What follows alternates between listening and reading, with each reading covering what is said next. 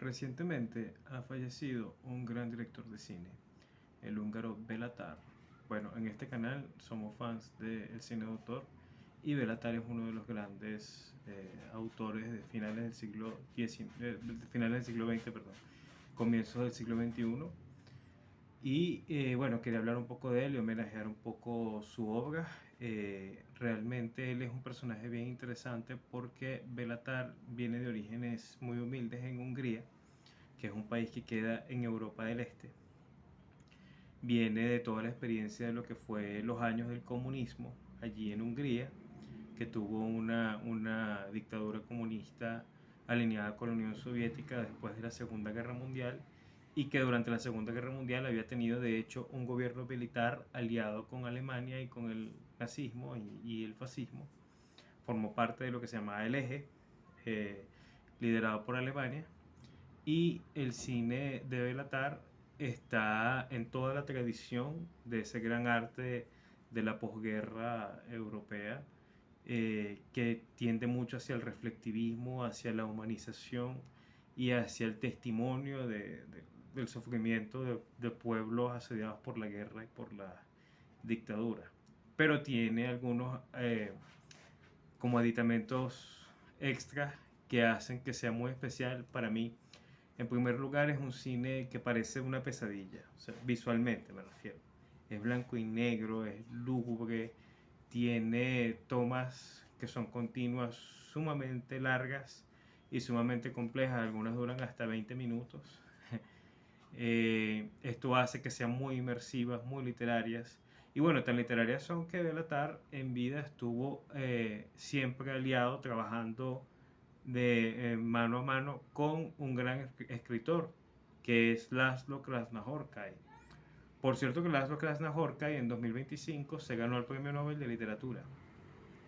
Cuando yo empecé a leer a Laszlo Krasznahorkai en 2014, recuerdo que yo tenía amigos cinéfilos que eran admiradores de Béla Tarr, y en particular tenía uno, muy amigo mío, que había leído muchísimo, me enseñó mucho sobre todo lo que sé de literatura, y él conocía a profundidad la obra de Krasznahorkai por separado la obra cinematográfica de Béla Tarr.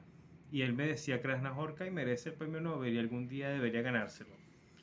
Y realmente yo no he estado muy pendiente de los ganadores del premio Nobel de los últimos años porque no me parece muy interesante. Leí a Han Kang y a Nierno y cualquier cosa, la verdad. Para mí eso no tiene ninguna. Solamente Svetlana Alexievich, la periodista ucraniana que ganó hace como unos 10 años, me parecía literariamente interesante y está muy en la onda de Krasznahorkai y los autores que vivieron o el estalinismo o los diferentes comunismos, ¿no? Entonces, bueno, es un cine muy testimonial, sumamente cargado de imágenes que son oscuras. También es muy humano y tiene sus toques muy, muy mordaces, muy, muy irónicos. No todo es pesado en ese sentido, ni rígido, ni nada.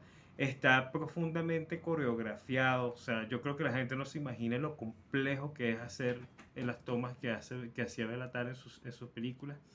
Entonces, bueno, quería hablar en general de la carrera de Tar y traje mis copias de sus películas, justamente, aquí están, que fue como yo las vi, porque en el país donde yo vivo, en Venezuela, eso no, el cine de Béla Tarr nunca se ha exhibido. Y bueno, quería hablar, por supuesto son copias piratas. Si alguien me dice algo respecto a eso, quería contarles que Béla Tarr no tiene ningún problema con la piratería de sus propias películas. De hecho, hay una foto muy famosa cuando él viajó a Lima, Perú, asistió a un puesto como de buhoneros de películas, donde, de cine de autor, y donde exhibían en primer stand toda la filmografía de él, y él se sentía muy, muy halagado y se tomó una foto con el dueño del puesto de ventas y con sus películas. Y es algo muy curioso porque muchos de los grandes cineastas, de los cineastas más artísticos como Béla Tarr, como Werner Herzog, no tienen ningún problema con la piratería. De hecho, Werner Herzog, que es famoso, dijo que la piratería era la forma más exitosa de distribución. Entonces, bueno, realmente yo tengo todas las películas que sacó Béla Tarr, incluso las películas para televisión, pero esas no están aquí, están en otro lado. Estas son sus películas principales. En los años 70, creo que en el año 77, si no me equivoco, salió Nido Familiar, Family Nest.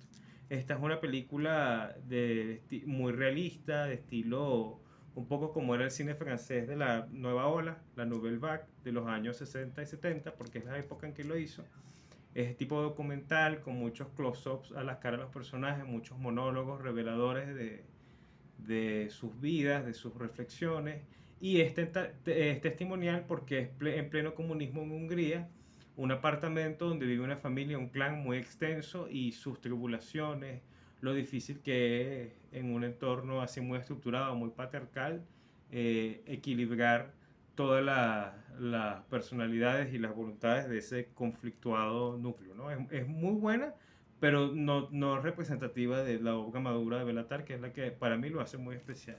Después de esta vino una que se llama El pueblo prefabricado, fantástica también, muy por el mismo estilo y muy crítica de cómo era la vida en el comunismo. Después hubo otra sumamente onírica, es decir, parece un gran sueño, que se llamó Almanaque de Otoño, me encanta, pero y de hecho es su única película a color. Esa se alternó con una versión para televisión que él hizo de Macbeth, de William Shakespeare, una adaptación que es bastante curiosa, muy experimental, a mí realmente no me gustó mucho. Y después es cuando empieza su obra madura como tal, con esta obra maestra que en inglés la titularon Damnation, creo que en húngaro era Kárhozat, y se traduce como La Condena o La Maldición. Bueno, ¿qué es esta película? Y miren nada más esa imagen tan poderosa, parece la muerte de la mujer con el paraguas y los perros negros. Es que sus películas son profundamente pesadillescas, pero son hermosas igual, porque eso se supone que representa mucho el inconsciente humano, sobre todo en los países que han sufrido, ¿no? Es una adaptación, podría decirse, una inspiración, un plagio, lo que sea, del extranjero de Albert Camus, así es como me parece a mí. ¿Qué es el extranjero? Bueno, el extranjero es una historia, una novela corta sobre un hombre moderno que no encuentra propósito en su vida. Y lo que hace es tratar de solucionar sus percances, pero entra en una vorágine donde sus vicios y también las circunstancias de la sociedad lo condenan, lo aíslan hasta que se pierde, ¿no? En la novela de Camus es condenado a muerte. En esta película de Tar simplemente es olvidado, y de hecho la última escena, el actor, que no recuerdo, pero es un gran actor húngaro, cae como en un basurero, y hay unos perros salvajes, le ladran a él y él les ladra a ellos. Es una escena realmente que quedó impresa en mi memoria por lo impresionante que es. Realmente poco he visto en el cine que retrate de una manera tan comunicativa lo que es la perdición desde todo punto de vista, ¿no? Una película impresionante. Después de la condena vino, bueno, una realmente monumental desde todo punto de vista, Satan Tango, traducida creo que por la novela de Krasna-Horkai como Tango Satánico, es la edición reciente esa que hizo Acantilado, es como la tradujeron. A mí me gusta decirle el nombre original en húngaro porque es de hecho como se internacionalizó y como la tradujeron al inglés también, no le dicen Satan's Tango, sino Satan Tango. Bueno, esto es una cosa realmente, o hablar de esto en cuanto en términos del cine, es como hablar, no sé, de Don Quijote en la literatura o hablar de la Ilíada y la Odisea. O sea, es algo absolutamente referencial y digno de estudio y de crítica y de muchas cosas. Para mí esta es la película mejor lograda del cine. Y sé que es una opinión que mucha gente ha tenido, sobre todo repitiendo como loros, pero eso yo lo decía hace como 10 12 años. Y realmente nadie le paraba, decía, no, eso no importa, esa película es una locura. Y bueno, a mí me parece otra cosa, o sea, me parece que está a un nivel realmente sublime. Solamente con Napoleón de Abel Gance, que está más o menos al mismo nivel, y Andrei Rublev de Andrei Tarkovsky. Son las únicas dos películas que yo pondría junto con esta. Por cierto, las tres en blanco y negro, qué curioso, ¿no? Eh, bueno, Satan Tango es una adaptación también de una novela de Krasna Horkai, creo que es la primera, perdón, es la primera adaptación que hace Tar de la novela de Laszlo Carnajorca y su amigo, su guionista. Y es una película, primero, monumental porque dura 7 horas. Es una adaptación casi que página por página. Pero no, la novela tiene sus diferencias. Incluso es más oscura que la película. Y la película es, bueno, una cosa espectral.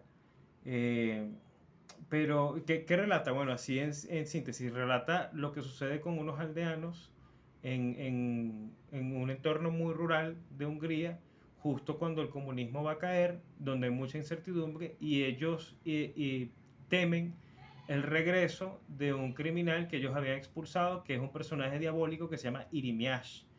A mí me parece que Irimiash es digno de análisis literario y crítico en el mismo sentido que podemos pensar, por ejemplo, un personaje como Ricardo III, el de Shakespeare, o no sé, o Iago de Otelo, o tiene mucho de ese mismo arquetipo, o a ver qué otros personajes parecidos.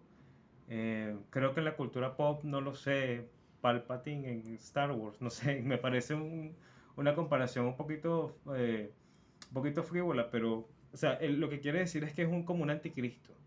Irimiash es un anticristo, pero hay un ángulo excepcional, brillante, para mí, que es un anticristo que realmente no es mágico. Simplemente todo está en la psicología de los aldeanos, porque son personas tan sencillas, tan ignorantes, que lo divinizan. Y lo divinizan solamente porque tiene labia, digamos, tiene poder de oratoria, es manipulador, y solamente por eso los encausa a ellos, los rodean un infierno que los va conduciendo a su destrucción. Por eso el título de Tango Satánico. Son 3 pasos hacia adelante, 6 pasos hacia adelante, 6 pasos hacia atrás, que son los capítulos que componen la historia. También muchas tomas largas, y hay escenas muy, absolutamente duras. Eshtike, que es la niña que sale acá, que es una gran actriz húngara que se llama Erika Bock. Bueno, es muy sabido. Hay una escena donde ella mata a un gato, lo envenena. Bueno, es una cosa terrible. Y todo parece como una pesadilla. Con todo y eso, lo más fuerte para mí de ver, ni siquiera es esa escena, sino el final. El final para mí tiene un valor filosófico, realmente. Es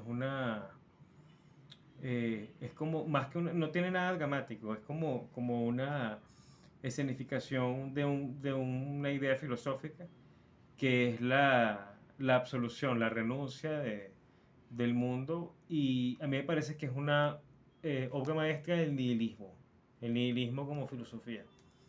Y bueno, por eso es muy difícil. Hay gente que dice que es graciosa, que tiene momentos cómicos, no sé qué tiene esa gente en la cabeza, no sé. A mí no me parece eso para nada. Y bueno, pasando de esta, está. No puede ser que no la tenga acá. Bueno, Armonías Bergmeister, que es la película más famosa de Belatar del año 2000. Es una película hermosísima. Es todo lo contrario a Satantango. Está llena de esperanza, es lírica, es hermosa, pero también tiene su toma en blanco y negro.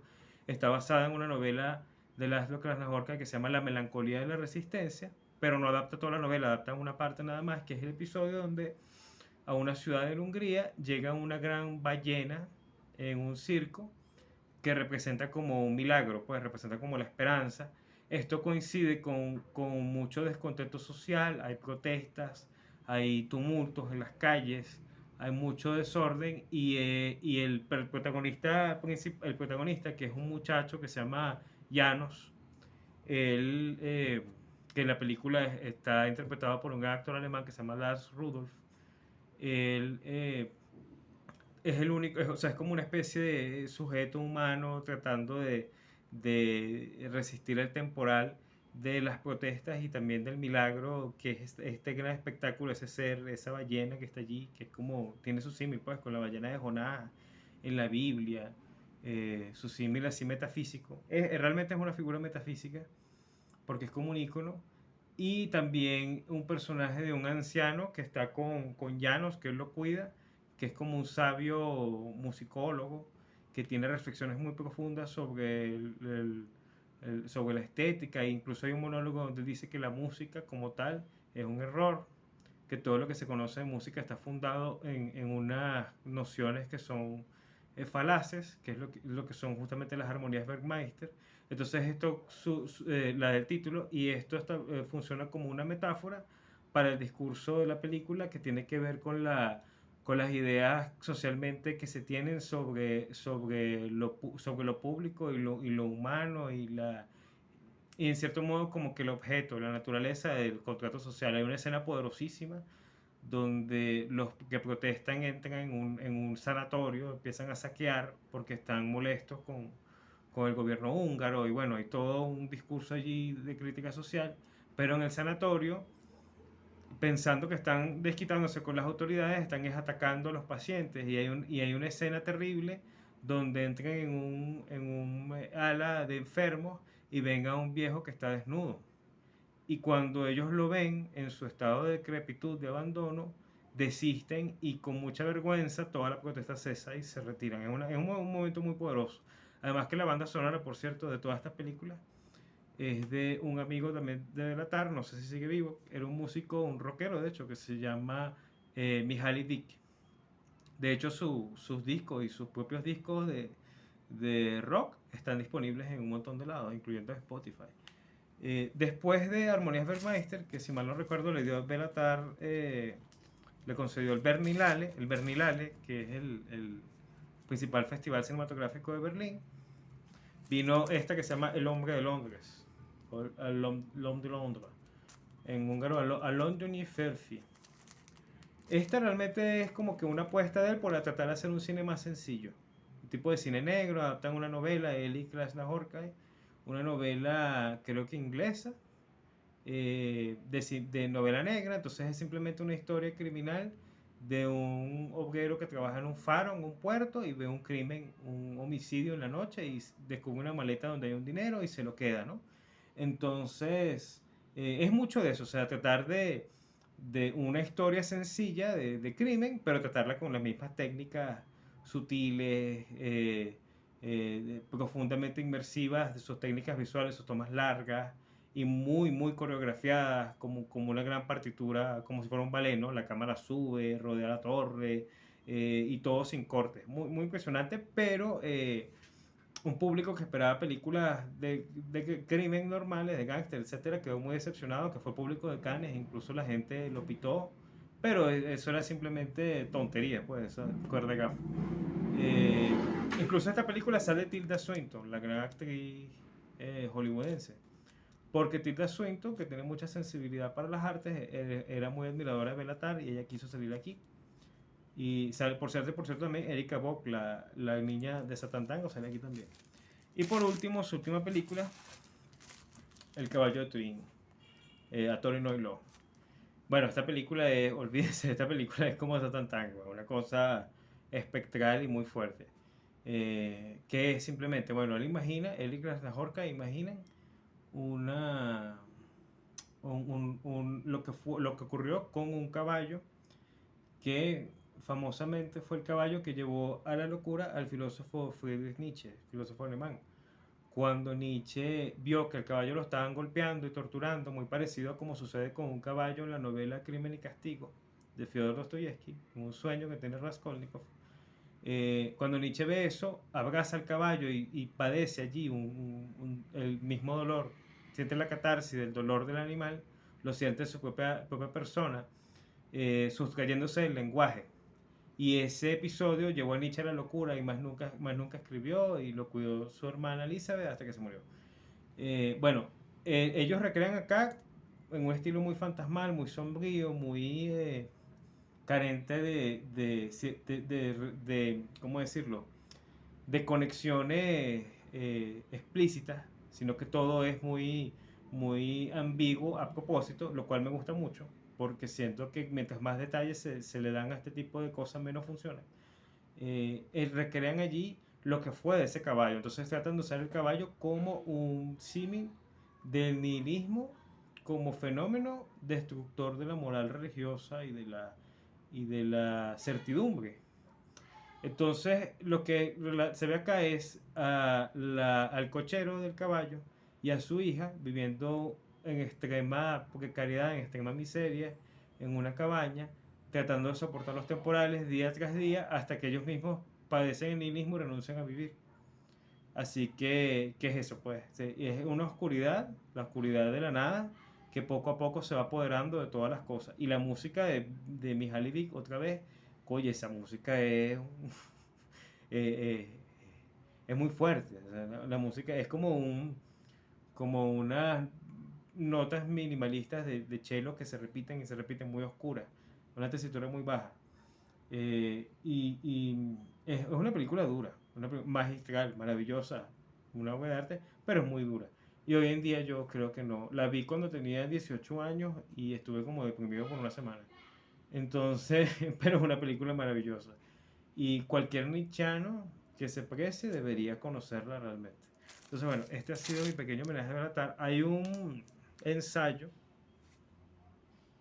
de un autor francés muy bueno, se llama Belatar, El tiempo del después. Es como el único libro que hay sobre él. Y hay muchas conferencias, pero Belatar era muy gruñón en su actitud. Se parece en eso a otro gran director de cine, pero norteamericano, que era John Ford, y de otra generación, claro, que también era muy gruñón. Entonces le hacían preguntas y se ponía bravo y decía, bueno, pero ¿para qué preguntas esas cosas, carajito? No sé qué. Y Belatar también tenía algo de eso. Pero en tiempos del COVID-19 la pasó muy mal. Recuerdo que incluso le pidió a sus fans que le mandaran dinero porque se estaban muriendo de hambre. Recuerdo que fue profesor en la escuela cinematográfica de Sarajevo, allá en Serbia, creo, ¿no? Allá en los Balcanes. Y bueno, Belatar siempre trabajó también con su esposa, que es una editora que se llama Agnes Ranitsky, y él siempre insistía que su cine no era de él, que era de los dos, pero él fue el que se hizo famoso. Y en años recientes, bueno, antes de su fallecimiento, pudieron restituirlo de muchas maneras. Incluso Martin Scorsese dijo unas palabras bellísimas sobre su obra, dijo que era uno de los grandes genios del cine más subestimado, y completamente de acuerdo con Scorsese en eso, de verdad que sí. Si él puede hacer algo porque su obra llegue a más festivales, se internacionalice más, maravilloso. Creo que incluso Criterion Collection, la gran iniciativa privada para distribución de cine de autor, editó Armonías Bergmeister. Y Arbelos, que es una empresa parecida pero británica, restauró, editó y editó Satantango. Creo que El Caballo de Turín tiene los derechos Sony Pictures Classics. Entonces ya es Sony, pues, Columbia, prácticamente Hollywood. Y las demás películas no tengo idea. Durante muchos años fue difícil poder verlas. Afortunadamente yo las tuve y las poseo todavía en mi colección. Y creo que sinceramente es uno de los grandes artistas de todo el cine. De los más transgresores, los más innovadores y los más humanos, que es lo que realmente importa en este tipo de arte y en cualquiera. La, la, la potencialidad de catarsis que existe en la obra por sus virtudes universales. Si no tiene eso, no es simplemente fariseísmo y lo que llaman por ahí arte por el arte. Que no está mal, de tiene su nivel de calidad, pero no es lo suficiente para convertirse en obra maestra, en opinión de este que está aquí, ¿no? Entonces, bueno, conmemorando a Belatar, fue bueno que lo llevaran al Lincoln Center en Nueva York, que lo llevaran también a México, a grandes escenarios mundiales del arte. Un gran reconocimiento a un gran artista en los años anteriores a su fallecimiento, incluso que le dieran el premio Nobel de Literatura a su amigo Laszlo Krasnahorkai, absolutamente merecido. Primer premio Nobel de Literatura desde Svetlana Alexievich, que se lo merece, en mi opinión. Eh, y bueno, este ha sido un breve homenaje a este gran genio del cine.